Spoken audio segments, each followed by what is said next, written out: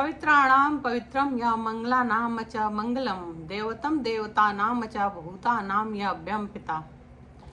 हरे कृष्णा। कैसे हैं आप सभी? उम्मीद करती हूँ आप सब अच्छे होंगे। आज अंतर यात्रा की यात्रा पर मैं अलका सिंह आप सबको पुनः लेकर चल रही हूँ विष्णु सहस्त्र नाम के आगे के नामों की चर्चा पर।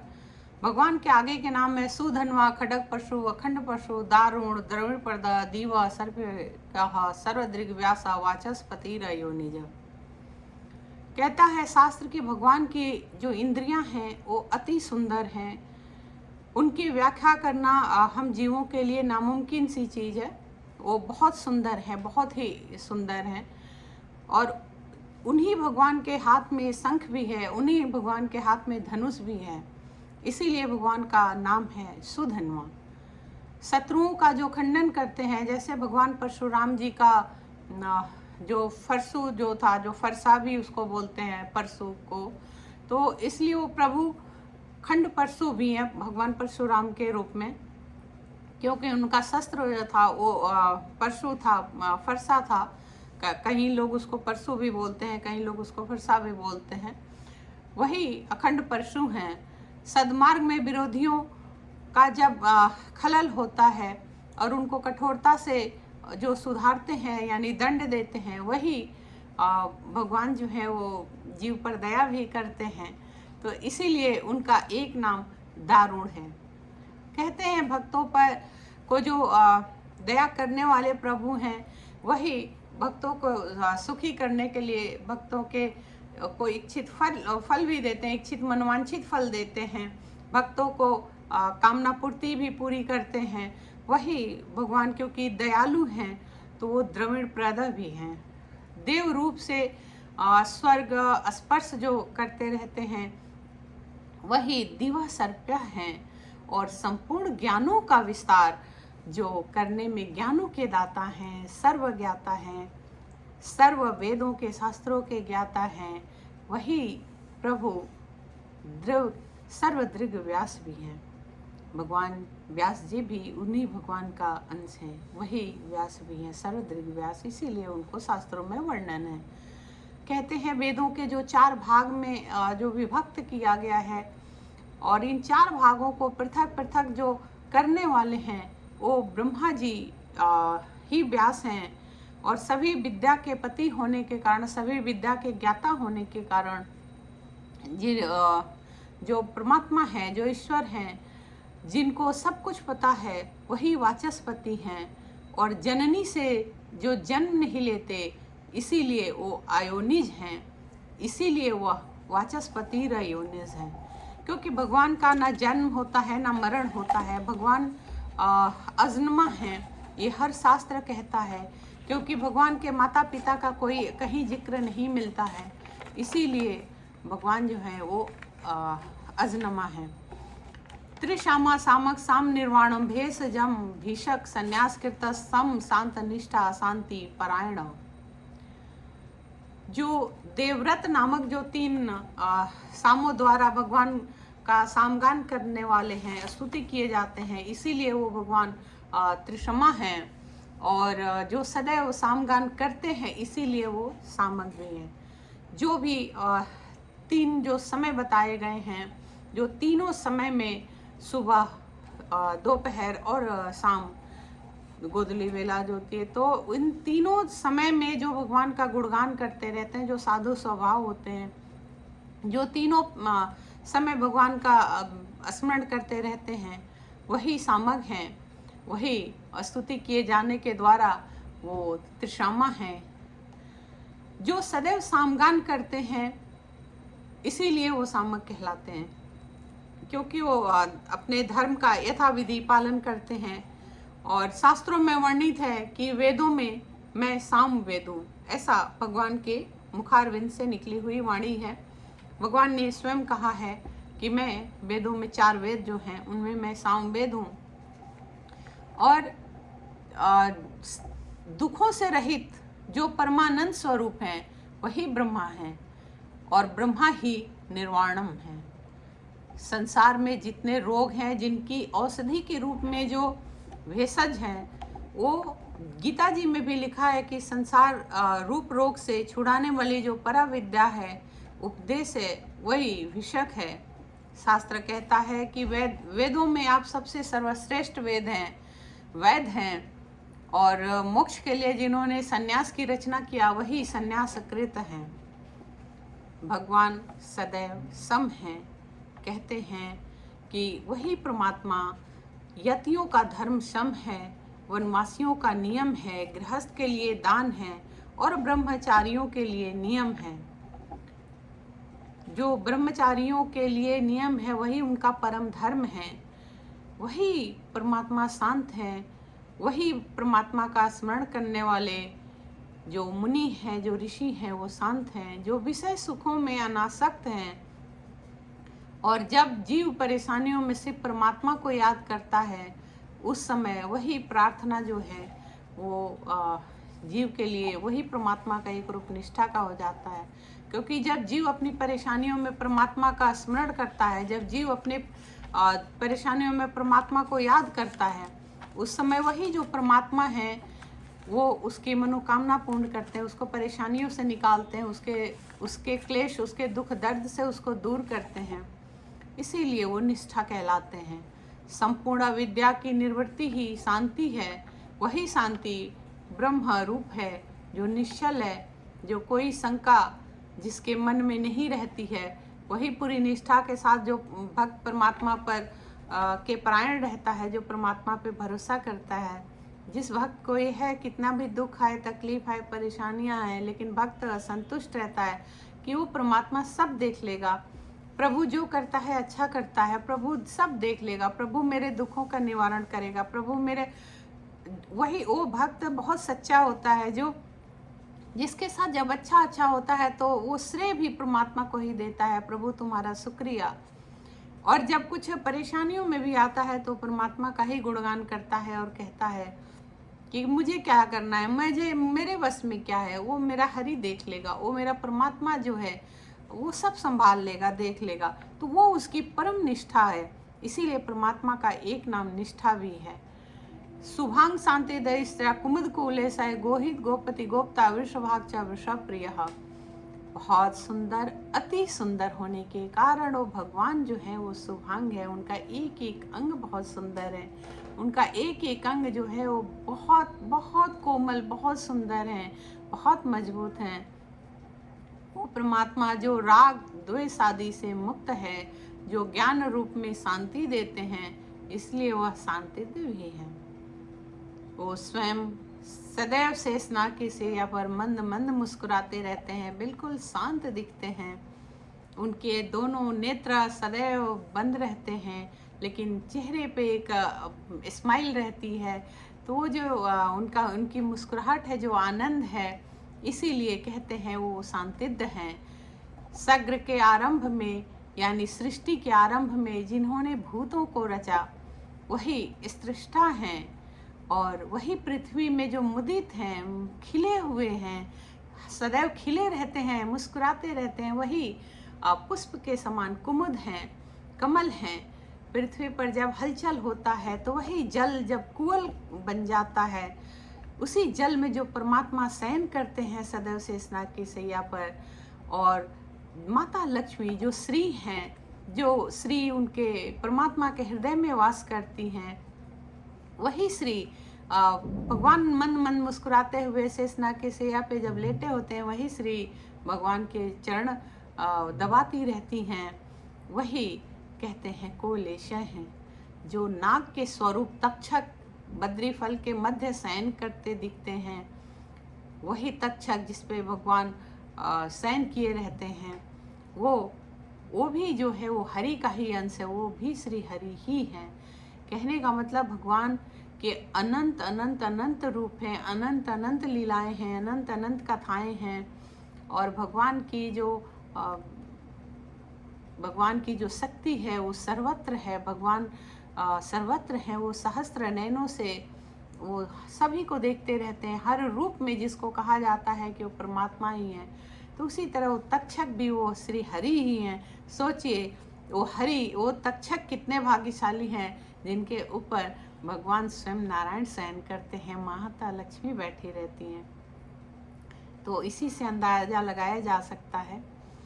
जो कहते हैं कि जो जिस तक्षक पर श्री हरि शयन करते हैं वे भी तो साक्षात नारायण हैं, इसीलिए वो कुलेशय हैं जिन्होंने गायों की रक्षा के लिए गोवर्धन को उंगली पर धारण किया।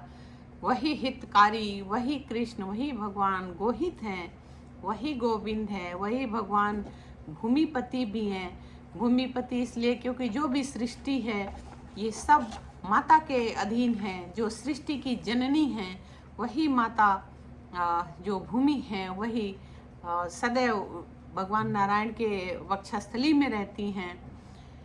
जो वही जगतपति हैं, जगत की रक्षा जो सदैव करते हैं, और इसीलिए वो गुप्ता भी कहलाते हैं। यानी वही गोपती हैं, वही गोप्ता हैं, क्योंकि अपनी माया से स्वयं को ढके रहते हैं, इसीलिए वो श्री गुप्ता भी हैं। भगवान की जो आँखें हैं समस्त कामनाओं को बरसाने वाली हैं, वही भगवान वृषभ भी हैं।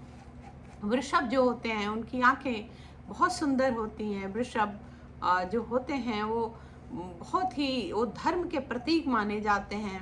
हमारे शास्त्रों में कथन है कि जो वृषभ है वो धर्म को धारण करते हैं, धर्म का ही नाम वृषभ है। और जिनकी दृष्टि धर्म स्थापना की है वही वृषभाक्ष हैं। जिनको धर्म और धर्म स्थापना, धर्म का पालन करने वाले बहुत पसंद हैं, वही वृषभ प्रिय हैं। जो भी जीव इस धरा पर धर्म का यथाविधि पालन करता है, जो भी जीव इस धरा पर अपने धर्मों का निर्वहन करते हुए जो सदैव अपना जीवन यापन करता है, सदैव जो प्रभु में की आराधना करता रहता है, प्रभु का स्मरण करता रहता है, श्रवण करता रहता है, कीर्तन करता रहता है, जो प्रभु में अटूट भरोसा, अटूट विश्वास रखता है, वही वृषप्रिय, वो भक्त जो होता है वो भगवान को अति प्रिय है, वो भगवान का प्रिय भक्त होता है। उसकी हर मनोकामना, हर इच्छा की पूर्ति भगवान स्वयं कर देते हैं।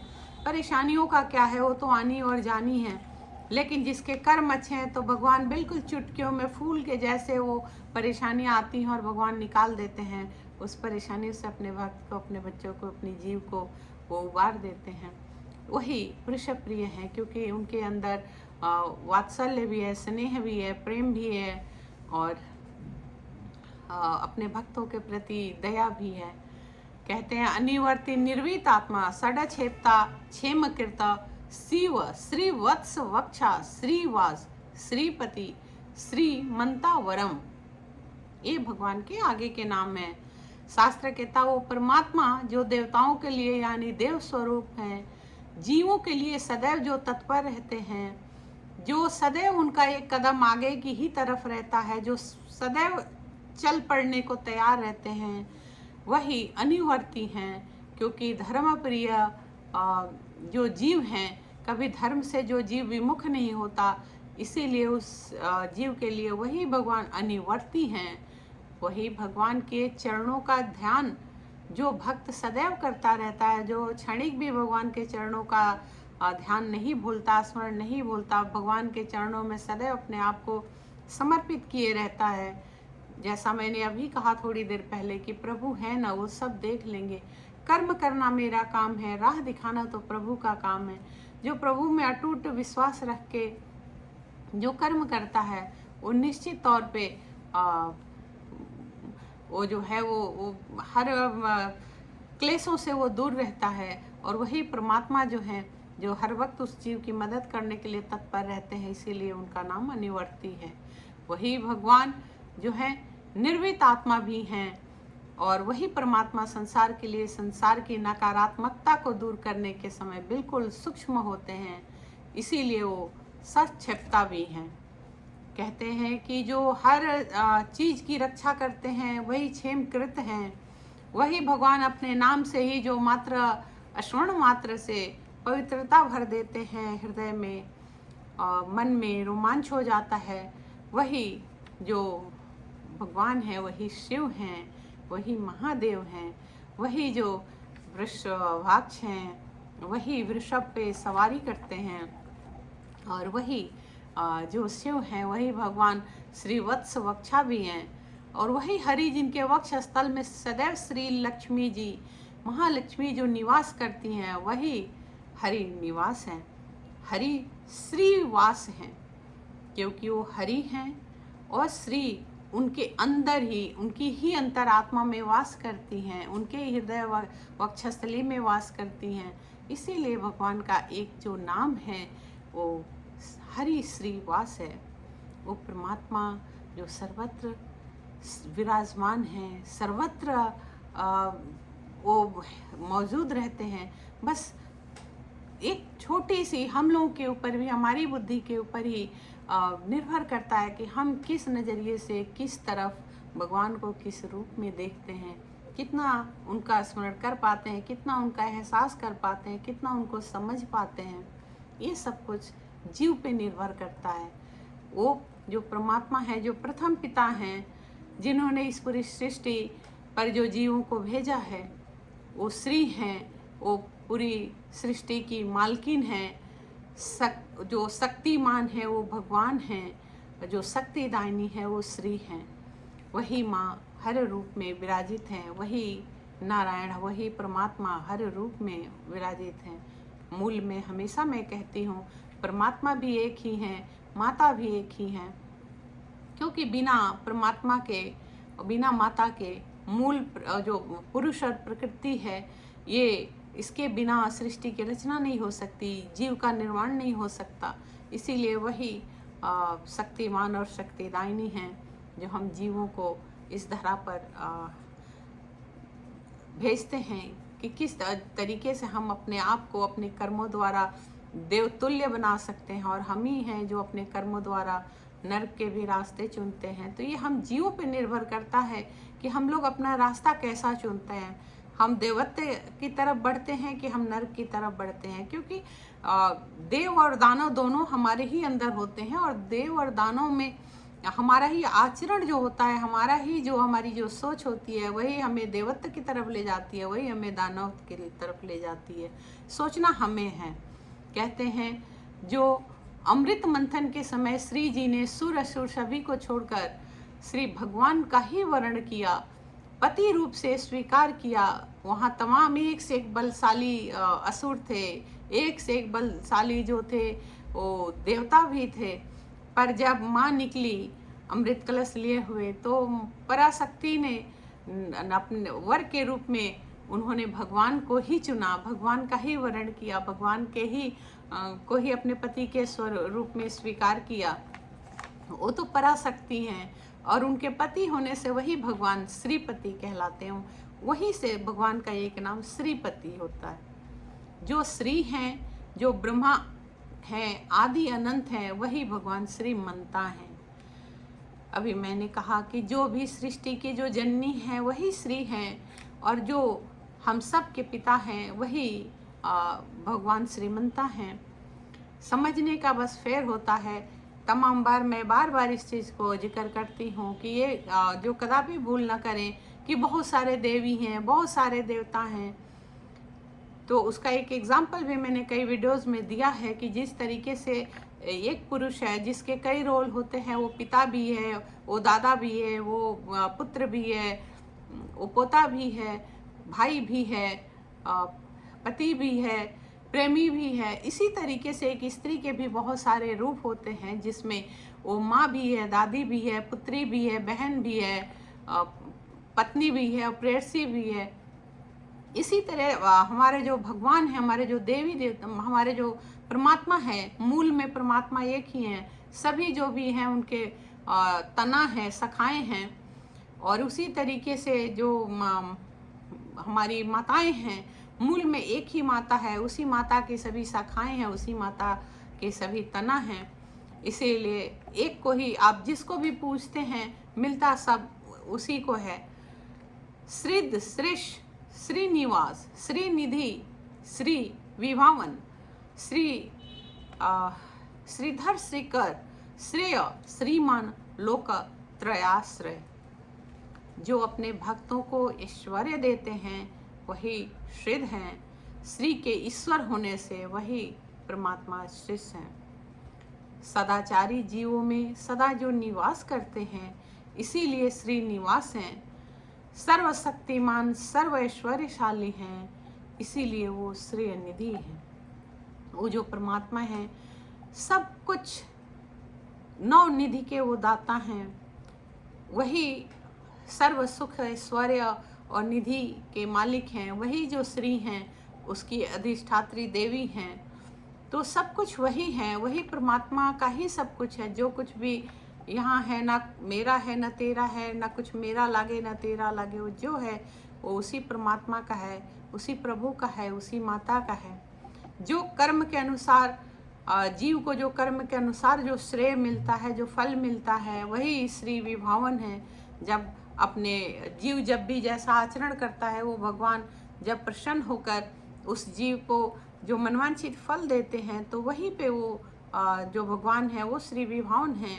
और संपूर्ण सृष्टि की जो जननी है, जिस जननी को वो अपने वक्ष स्थल में रखते हैं, हृदय में रखते हैं, हृदय लहादनी शक्ति जिनकी हैं, इसीलिए वो श्रीधर हैं।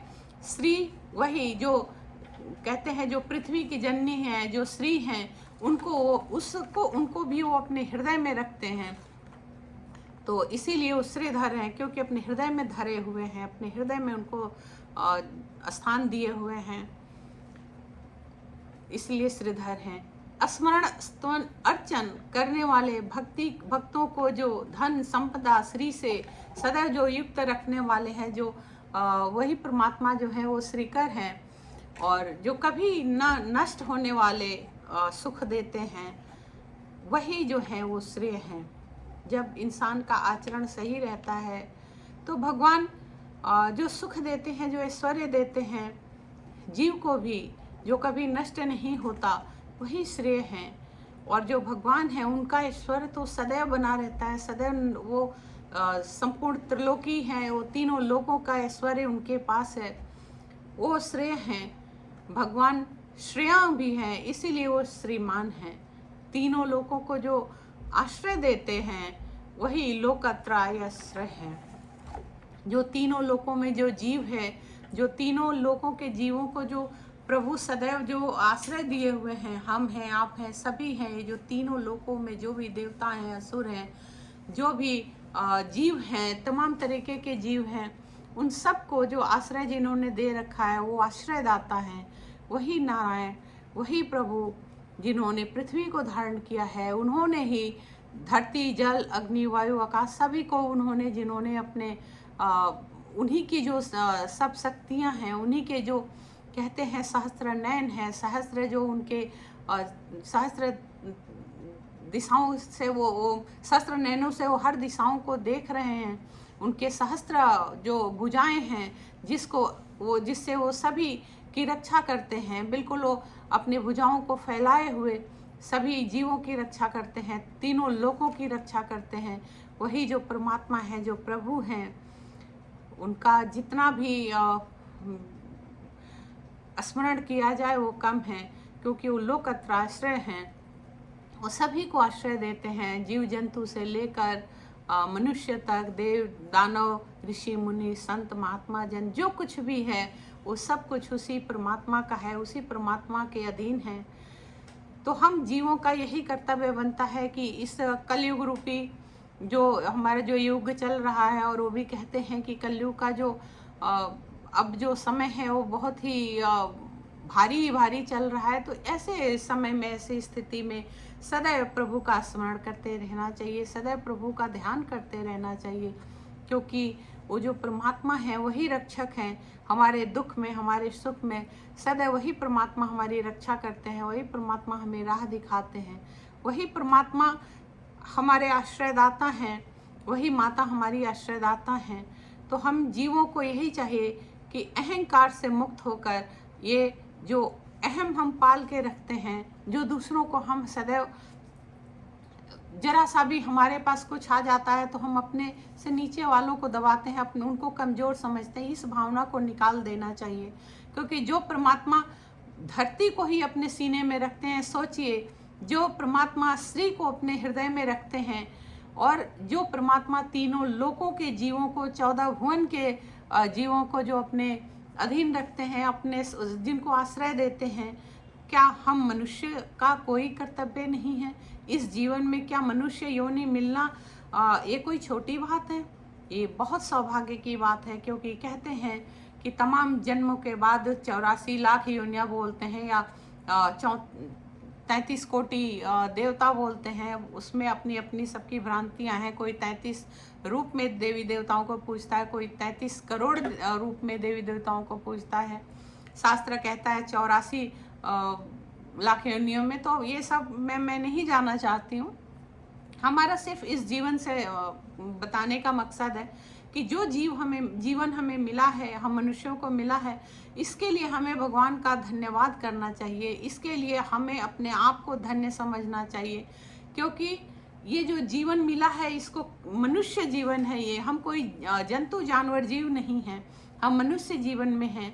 तो जितना बढ़िया से बढ़िया हम कर्तव्य हम कर सके, जितने बढ़िया से बढ़िया हमारा आचरण शुद्ध आचरण हो, स्वच्छ सात्विक आचरण हो, उतना ही हमारा जीवन कहीं ना कहीं धन्य हो जाएगा। ये जो जन्म मिला है, अहो यह जन्म हुआ किस कारण, इसका उद्देश्य यदि हम ढूंढने चले तो हमें समझ में आता है कि ये जन्म यूं ही तो नहीं मिला है। खा पी कर सोना तो और जनन प्रजनन करना तो ये तो जीव जंतु जानवर भी कर लेता है, लेकिन इंसान होने का क्या कर्तव्य है? इंसान होने का शायद परमात्मा ने इसीलिए इंसान के रूप में भेजा है, ताकि अपने जीवन को सुधार सको, अपने जीवन को जितना तुम सुधार सको, स्वच्छता के साथ उसे जी सको, जितना अपने आचरण को स्वच्छ और सुदृढ़ रखो, तो उसी के आधार पे हमारा अगला जन्म होता है, या जो भी हम करके आए हैं उसके आधार पे हुआ है। तो और बेहतर से बेहतर करें, ताकि अगला जन्म हमारा बहुत अच्छा हो। और हम कह रहे हैं आप पिछला जन्म भी छोड़ दीजिए और अगला जन्म भी छोड़ दीजिए, जो हम वर्तमान में हैं कम से कम हम इसमें इतना अच्छा करें कि हमारा जीवन हमें कहीं ना कहीं अंततः जाते वक्त जब हम सोचें अपने अंतर मन में, तो हमें ग्लानि ना हो, हमें बल्कि बहुत ही गर्व हो, प्राउड फील हो अपने ऊपर कि मैंने अपने जीवन में कुछ गलत नहीं किया, मैंने अपने जीवन में बहुत अच्छा किया, मैंने जो मेरी जितनी क्षमता थी मैंने सबको अच्छा दिया। तो अगर यदि हम ये सोच कर चलते हैं तो हमारा जीवन कितना धन्य हो जाता है। और हम अकेले, जब हमारी सोच ऐसी होती है तो सिर्फ हम अकेले नहीं प्रफुल्लित होते हैं, अकेले नहीं हमें प्रसन्नता मिलती है। जो हमारा वाइब्रेशन है, जो हमारे आचरण का जो वाइब्रेशन है, हमारे शुद्धता का, सात्विकता का जो वाइब्रेशन है, वो जाने हमारे से जुड़े कितने लोग हमारे इर्द गिर्द होते हैं, उनको भी हम स्वच्छ सोच का बना देते हैं। क्योंकि हम जैसे होंगे हम दूसरों के सामने भी वैसा ही व्यवहार करेंगे। हमारे मन में अगर कलुषता है तो हम दूसरों के सामने भी कलुषता भरी बातें करेंगे। यदि हमारे अंतर मन में सिर्फ आध्यात्मिक चर्चा है, हमारे हृदय के अंदर अगर परमात्मा से रिलेटेड कोई भी चीज़ है, भावना है, भाव है, तो हम जब दूसरों से मिलते हैं तो भगवदर्थ चर्चा करेंगे। और जहाँ भगवदर्थ चर्चा होती है वहाँ स्वतः ही निर्मल आचरण हो जाता है, शुद्ध आचरण हो जाता है। जो सुनाता है वो तो स्वयं शुद्ध हो ही जाता है, जो सुनने वाले होते हैं वो भी धीरे धीरे सुनते सुनते श्रवण करते करते, और या जो पढ़ने वाले हैं वो पठन पाठन करते करते वो भी शुद्ध आचरण में परिवर्तित हो जाते हैं। तो आप सोचिए कि यदि आपने अच्छा किया तो आपने कितनों को अपने इर्द गिर्द अच्छा बना दिया। और अगर हम एक अच्छे बन के अगर हम दूसरों को अच्छा बना सकते हैं तो एक एक का जोड़ सदैव 11 होता है। तो ये जीवन धन्य हो जाता है। यही सोच से के साथ हम लोगों को आगे बढ़ना चाहिए, यही सोच हम लोगों को रखना चाहिए। जितना हम लोग कर सके, कोई प्रेशर के साथ नहीं करना चाहिए, बहुत सहने सहने अपने आप को बदलना चाहिए, बहुत आराम आराम से अपने जीवन को, अपनी सोच को बदलना चाहिए। क्योंकि अचानक से कुछ नहीं होता, हम लोग कितना भी सोचेंगे अचानक से कुछ नहीं होता। और अचानक से जो लोग किसी भी कार्य को करते हैं तो कहीं ना कहीं उनके मन के अंदर एक बर्डन हो जाता है, एक बोझ सा हो जाता है, फिर वो जल्दी उकता जाते हैं। तो उकताने वाले कार्य अध्यात्म के रास्ते में नहीं करना चाहिए। अध्यात्म एक ऐसी चीज़ है जो एक दिन में हासिल नहीं होती। इसको धीरे धीरे धीरे धीरे धीरे अपने आदत को परिवर्तित कीजिए कि आप अध्यात्म की तरफ जाएं। अपने सब काम करिए, अपनी ड्यूटीज़ पूरी कीजिए, अपने सारे जो भी जिम्मेदारियां उसको पूरा करते हुए जो भी आपके पास खाली समय बचता है उसमें हरि का ध्यान कीजिए, हरि का स्मरण कीजिए, अध्यात्म का रास्ता चुनिए और यही अध्यात्म हमारे जीवन को सफल बनाएगा। यही जो अध्यात्म है हमारे जीवन को सुंदर बनाएगा, स्वच्छ बनाएगा, सुदृढ़ बनाएगा। चलते चलते आज की तो अब जो यात्रा है यहीं मैं अपने वाणी को विराम देती हूँ। चलते चलते यही अनुरोध पुनः करूँगी एक बार कि प्लीज़ मेरे चैनल को ज़्यादा से ज़्यादा सब्सक्राइब कीजिए। जिन लोगों ने सब्सक्राइब किया है, लाइक करते हैं, जो देखते हैं, उन सब का अपने हृदय को अनंत गहराइयों से आप सबका कोटि धन्यवाद। और जिन लोगों ने नहीं किया उनसे भी विनम्र अनुरोध है कि कृपया आप लोग मेरे चैनल को सब्सक्राइब कीजिए। पुनः मिलते हैं अगली चर्चा में। हरे कृष्णा।